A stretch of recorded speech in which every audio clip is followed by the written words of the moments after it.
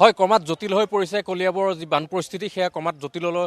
ধাৱমান হৈছে পুৱা প্ৰায় 10 বজাত হাতীমূৰত মথাউৰি ছিঙাৰ পিছত এতিয়া কলিয়াবৰৰ বিভিন্ন অঞ্চল প্লাবিত হোৱা পৰিলক্ষিত হৈছে আৰু এই মুহূৰ্তত মই উপস্থিত আছোঁ কলিয়াবৰৰ জখলাবন্ধা থানা চৌহদত আৰু দেখিবলৈ পোৱা গৈছে ইতিমধ্যে বাঢ়নী পানীত থানাখনৰ চৌহদ এনেধৰণে প্লাবিত হৈ পৰিছে আৰু ইতিমধ্যে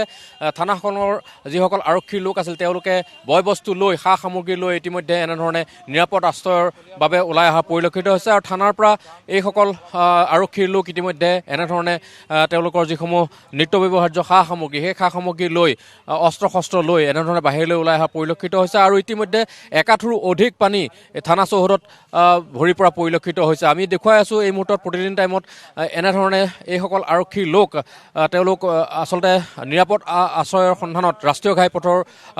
ওপৰলৈ আহিছে আৰু নিজৰ যিসমূহ সা সামগ্ৰী বয় বস্তু লৈ পেলাই তেওঁলোকে ওলাই অহা পৰিলক্ষিত হৈছে আমি একাংশ আৰক্ষীৰ লোকৰ সৈতে কথা পাতিবলৈ চেষ্টা কৰিম থানাত পানী হৈ গৈছে নি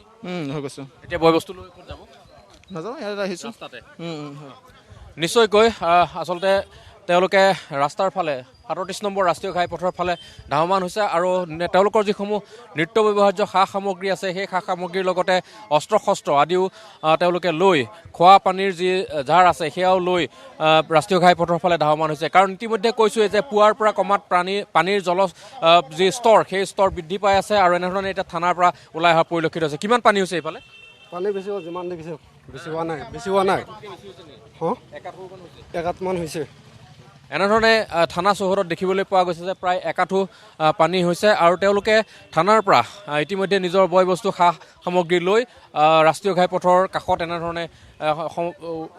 আশ্ৰয় গ্ৰহণ কৰা পৰিলক্ষিত হৈছে আৰু ইতিমধ্যে মই উল্লেখ কৰিছোঁ যে কলিয়াবৰৰ বান পৰিস্থিতি ক্ৰমাৎ জটিল হৈ পৰিছে